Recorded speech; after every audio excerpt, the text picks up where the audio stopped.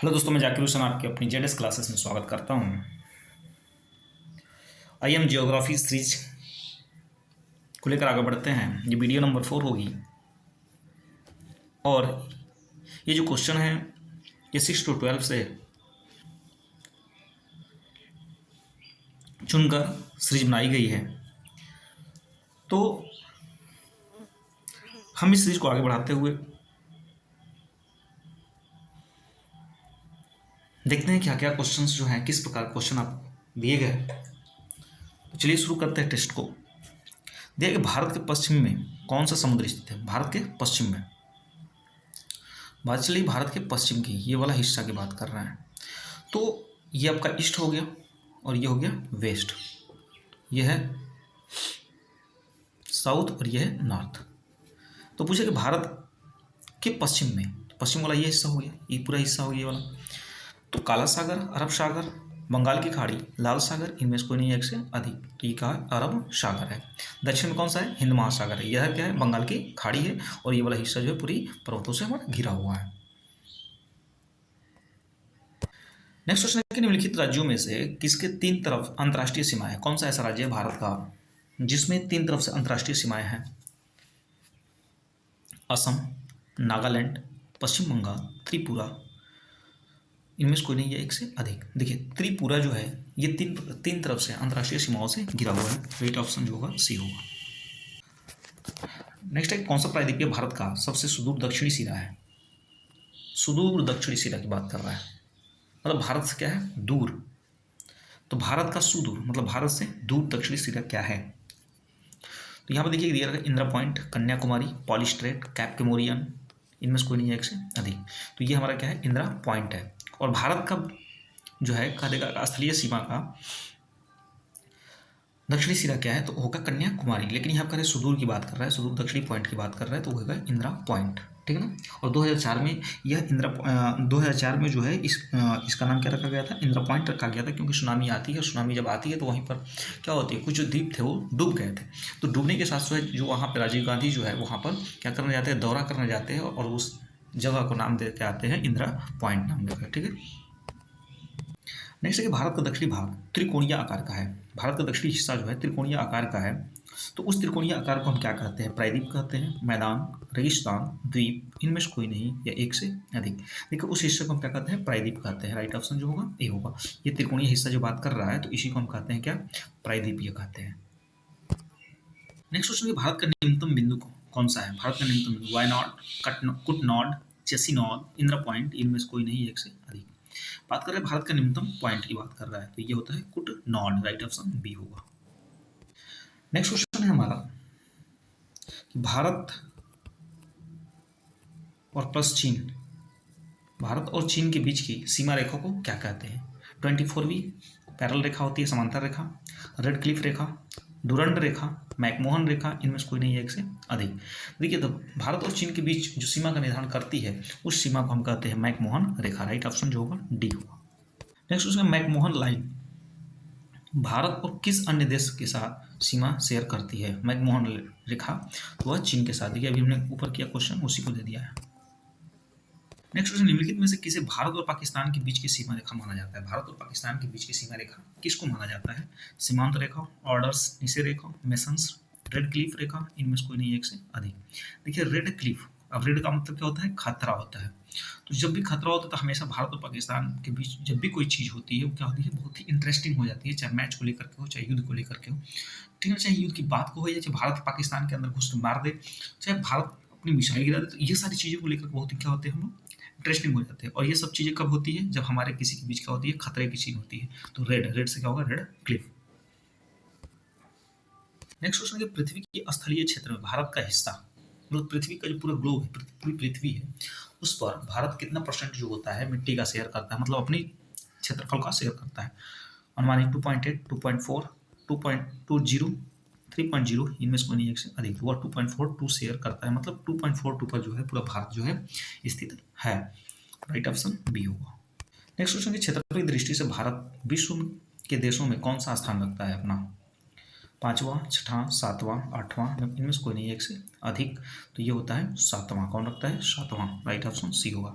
अब कमेंट करके बताएं कि विश्व में क्षेत्रफल की दृष्टि से सबसे बड़ा देश कौन सा है?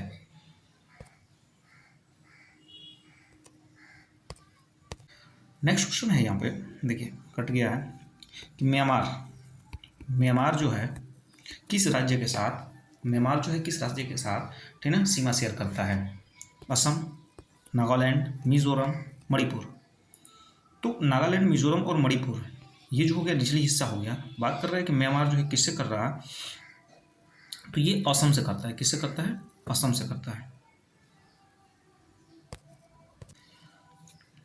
सॉरी, यहाँ पे हम ये देखेंगे म्यांमार जो है, मतलब म्यांमार किस राज्य, भारत के किस राज्य से सीमा शेयर नहीं करता है? सीमा शेयर नहीं करता है, ये क्वेश्चन होगा। शेयर नहीं करता है, तो शेयर नहीं करता है, यहाँ बात चल रही है, तो ये होगा असम। कौन सा होगा? असम। नागालैंड भी करता है, मिजोरम करता है, मणिपुर करता है। ठीक है, तो राइट ऑप्शन जो होगा ये होगा। नेक्स्ट क्वेश्चन है, भारत की जल सीमा रेखा कितने देशों से मिलती है? 1, 2, 4, 7, इनमें से कोई नहीं, एक से अधिक। भारत की जल सीमा रेखा जो वाटर लाइन है वह किन देशों से मिलती है? 1 से, 2 से, 4 से, 7 से, इनमें से कोई नहीं है, एक से अधिक। तो राइट ऑप्शन जो होगा ये होगा।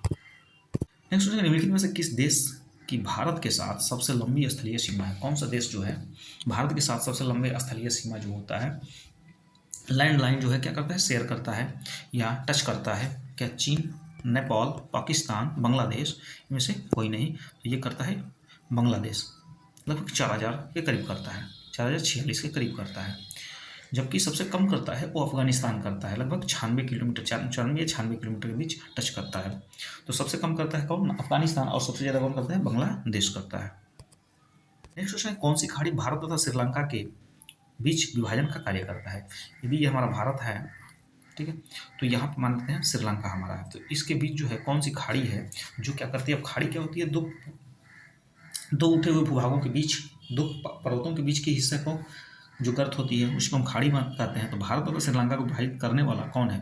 नेमरू खाड़ी, डंकन पास, बैस की खाड़ी, पाक की खाड़ी, इनमें से कोई नहीं है, एक से अधिक, तो यह है पाक की खाड़ी। राइट ऑप्शन डी होगा।